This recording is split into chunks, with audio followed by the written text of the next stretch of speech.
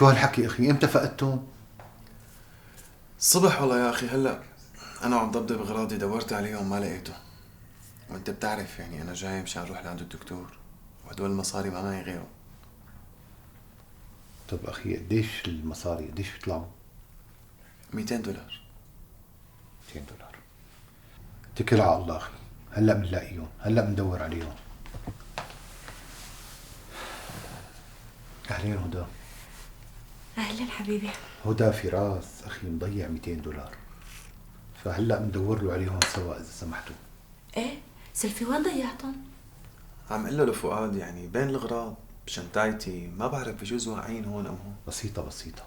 ايه لا تاكل هم، انت كمل قهوتك وانا قايمه ادور عليهم.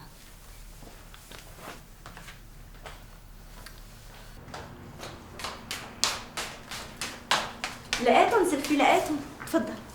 الله يسلم ايديكي. وين لقيتيهم؟ جوا بالغرفه. شكرا كثير يا هدى. ولو عن جد ما بعرف كيف بدي اتشكرك، واخيرا هلا صرت بقدر اروح لعند الدكتور. يلا عن اذنكم. عود وين رايح؟ كمل فطورك على القليله بعدين بتروح انت وفؤاد. عود اخي عود عود. طيب يلا. شو قلت لها؟ مال الحلال بيرجع لاصحابه. الحمد لله. ايوه. كيفك حبيبي؟ أهلين حبيبي، الحمد لله على السلامة. الله يسلمك يا روحي. شو كيف دبرت أمورك؟ كيف دبرت حالك؟ بشو؟ بالمصاري، ما أنا طول الوقت عم دقلك وتليفونك مسكر. انت شو عم تحكي؟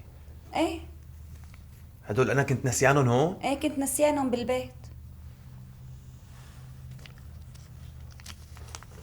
ليش في شي؟ لا لا ما في شيء، بس قومي بسرعة البسي، بدنا نروح لبيت أخي فؤاد. يلا. اوكي.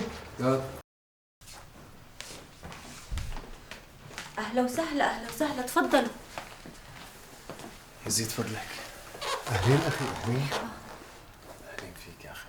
خير صاير معكم شي؟ إيه صاير. خير اخي شو في؟ أخي هدول $200 مو لإلي، أنا المصاري طلعت نسيانهم بالبيت.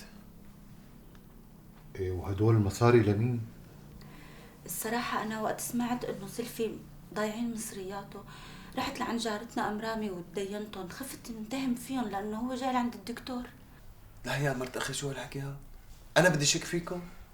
وك أنا لحم كتافي من خيره لفؤاد. لا تحكي الكلام يا اخي. اصيلة يا هدى والله اصيلة. طول عمرك ما بتحبي المشاكل وبتخافي الله. قومي عطي هدول لأم رامي وساوي لنا شي طبخة ناكلها نحن والضيوف. ايه من عيونك.